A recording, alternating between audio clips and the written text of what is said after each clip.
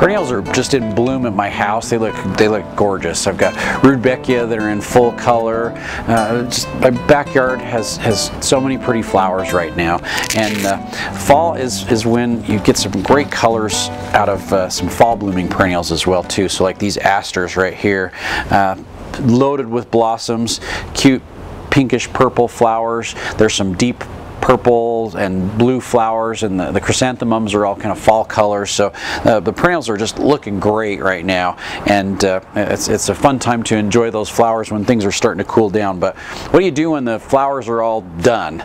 You know, and how do you clean them up and get them looking good for fall and for winter? So like this monarda right here, the blossoms are they're all spent. I mean, they're just all the colors falling off of them, and in just a couple days these will be done.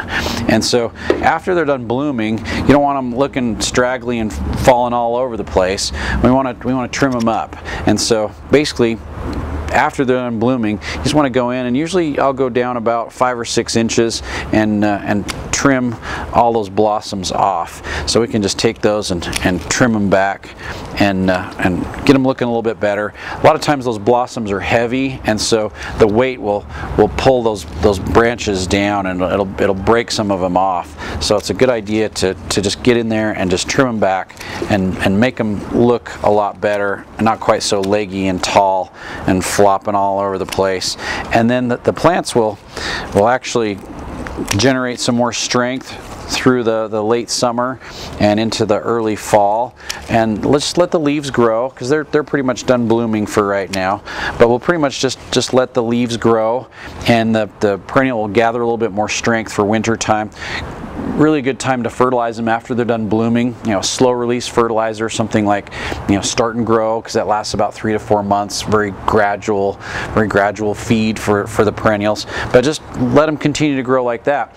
Once we start to get some hard frost and it's time to clean the yard up for winter, that's when we want to really cut things down and get them ready for winter, and so you don't have to do much with them for spring. So I'm going to get rid of those. I always have a sharpener with my hand pruners, so when I'm out pruning, they're not cutting quite as clean. You can just put a nice new edge right on those pruners. So I carry that in my back pocket pretty much all the time, and I can just put a nice clean sharp edge on my pruners when I'm using those. So great little tool to have.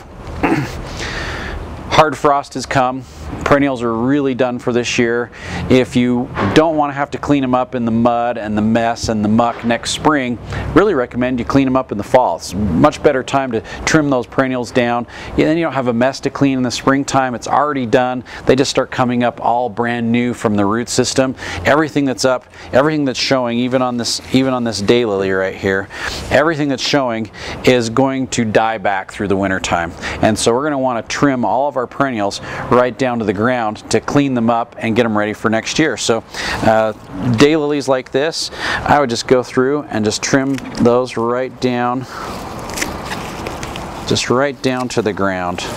And you can just take all those trimmings and you can compost them and throw them in your compost pile or put them in your green recycler, and that's pretty much it.